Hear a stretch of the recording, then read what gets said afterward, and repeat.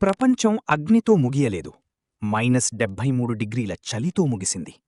భూమిపై చివరి సాధారణ రోజున ఒక కప్ నూడిల్స్ ధర ఒక డైమండ్ రింగ్ కంటే ఎక్కువైంది. 3 రోజుల తర్వాత ఒక బాటిల్ స్వచ్ఛమైన నీరు ఒక మనిషి ప్రాణాన్ని కొనగలిగింది. ఆ సమయంలో మంచుతో కప్పబడిన నగరానికి దిగువన ఒక మనిషి చీకటిలో ఒంటరిగా చనిపోతున్నాడు.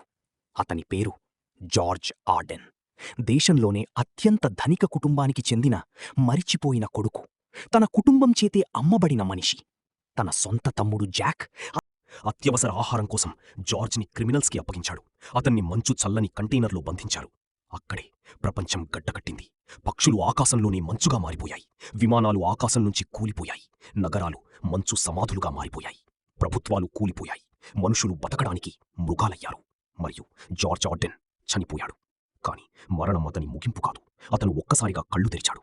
అదే గది, అదే రాత్రి, అదే తేదీ. ప్రళయం ప్రారంభమయ్యే 3 రోజుల ముందు. మొదట అతను నిశ్శబ్దంగా గడియారాన్ని చూశాడు. తర్వాత నెమ్మదిగా చిరునవ్వు నవ్వాడు. ఎందుకంటే ఈసారి అతనికి అన్నీ తెలుసు. తనను ఎవరు మోసం చేశారు, ఎవరు రాక్షసులు అన్నీ తెలుసు.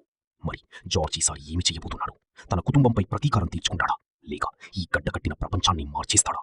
నెక్స్ట్ పార్ట్ కోసం వెంటనే లైక్ చేయండి, కామెంట్లో పార్ట్ 2 అని టైప్ చేయండి, మరియు ఫాలో అవ్వడం మర్చిపోవద్దు.